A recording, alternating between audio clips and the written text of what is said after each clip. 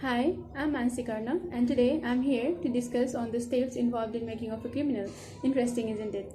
Before we go on to the topic, we need to know a little about deviance.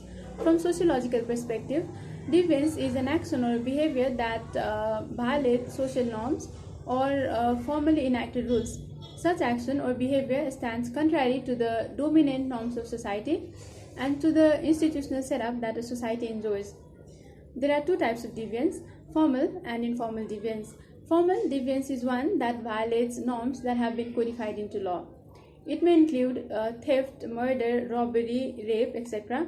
Informal deviance violates informal social norms or norms that have not been codified into law but are socially accepted and are considered decent. It may include picking one's nose, belching loudly, eating from the same plate, touching others unnecessarily, etc. As you can see, these informal social norms might not be true for every culture, for every society. It varies from society to society, from culture to culture. What this means is these norms are relative, and the very moment these norms are relative, deviance too becomes relative and may or may not be labeled as deviance depending upon the societal setup that it has been committed in. Let's now talk about the steps. Sociologist Edwin Lamert in 1951 listed out the process which he said was the way an individual becomes a deviant, which then leads towards him being a criminal. The very first step towards making of a criminal is primary deviation. We have already talked about deviance. Now, what is primary deviance? As per Edwin Lamert, it is when a person engages in the initial acts of deviance. It is common throughout society as almost everyone takes part in some basic form of violation. Primary deviance doesn't lead a person to internalize his deviant identity. So he doesn't consider himself a deviant at this stage. Neither is he level one. The causes of primary deviation can be ignorance, the influence of peers, biological conditions, medical conditions, and the like. Let's take example of Joker. Most of us have watched this 2019 movie by director Todd Phillips. For those of us that haven't, here is the basic thing about it. There is a person, Arthur Fleck, who because of a medical condition feels the urge to laugh anytime, anywhere, and because he cannot control his laughter, he laughs. Let me tell you, this is a real medical condition called pseudo-bulbar effect. Number two is social penalty. Social penalty is when people show a mild repulsive reaction to the act. There are 2 to 3 instances when Joker's laughter is condemned by the people around and he is looked at with a down eye. One such example is in a public vehicle where his laughter causes the mother of a child to tell him to leave them alone. This is the example of social penalties that a deviant has to suffer. Number three is further primary deviation. Further deviance is when the person shows an increment in the devious behavior or continues doing it because because punishment is not an approved tool to stop deviance. In Joker's case, there is no effect of medication or counseling on his psychological health, and his unintentional and uncontrolled laughter continues. This is an example of further primary deviance. Number 4, as per Edwin Lamert, is stronger penalties. It is when the deviant attracts more attention and he has to suffer stronger penalties for this. This is an instance. There's an instance in the movie when he is beaten by 3 drunk guys because of his laughter. This is an example of stronger penalties that deviant Arthur had to suffer. Number 5 is further deviation with resentment and hostility towards punishers.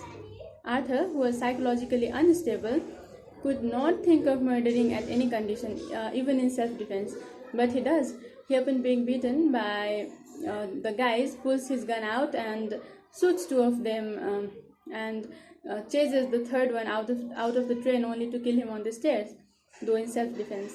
Not only this, but he also dances upon seeing himself in the dirty mirror in the public men's room. He acknowledges his power as a clown and impresses the mirror. This is an example of further deviation with bitterness and hostility towards punishers. Number 6 is community stigmatization of the deviant as a criminal.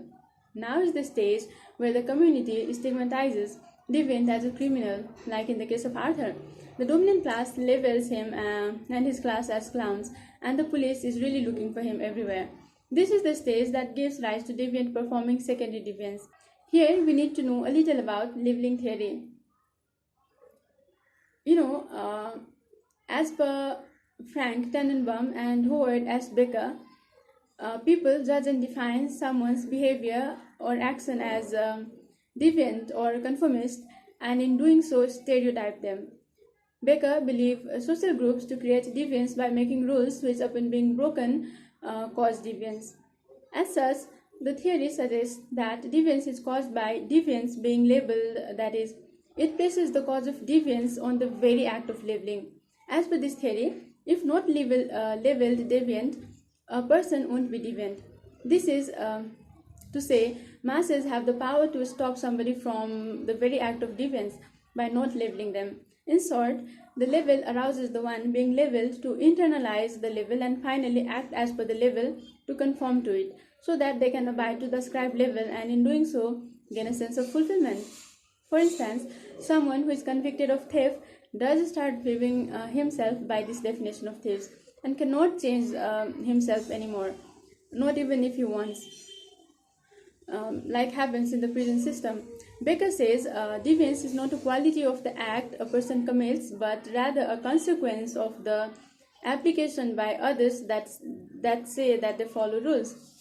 Deviant behavior is behavior that people so level. Number 7 is tolerance threshold passed and secondary deviation. When Arthur finds out that his mother had abused him and had also caused him head injury, which is what the cause of his laughter is, he tells her that he thought his life was a tragedy, but it turned out to be a comedy, and he kills her. This speaks of the fact that the threshold of his tolerance passed at this stage.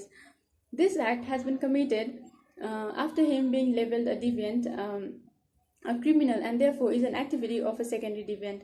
As per Edwin Lemert, secondary deviation is one that takes place after being labeled a deviant and is reaction to the institutional identification of the person as a deviant. It does lead one to internalize his identity as a deviant or as a criminal, as per the labeling theory, which we did discuss a moment ago. This labeling theory of Becker, along with the concept of secondary deviation of Lemert, act as the basic foundation of a person being a criminal. Number 8 is a strengthening of deviant conduct because of stigmatizing penalties. Having killed his mother, Arthur also kills one of his co-workers and kills them ruthlessly as a defense against their using him and making him suffer. This is an after effect of having internalized his identity as a criminal. From this point, he might also conduct criminal activities without even personal grudges. Number 9 is acceptance of role as deviant or criminal. Finally, Arthur kills the host of a live show right in the middle of the broadcast in front of the audience and the watchers. He does have grudges against them for abandoning mentally ill loners like him and for treating them like trash and for treating the poor masses for clowns. But to give a punishment as such to those people doesn't belong to him, but he still kills them. Mimi in The Colonizer and the Colonized in 1965 wrote, "The longer the oppression lasts, the more profoundly it affects the oppressed.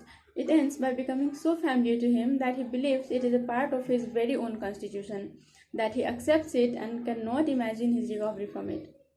Whatever I said doesn't as such deal with the causes towards becoming a criminal, but it speaks about the steps towards it for someone who does become a criminal. Let's not forget that at every step there is an option for this person to return towards a good, sober life, normal life, given he holds strong motivation and willpower. Thank you.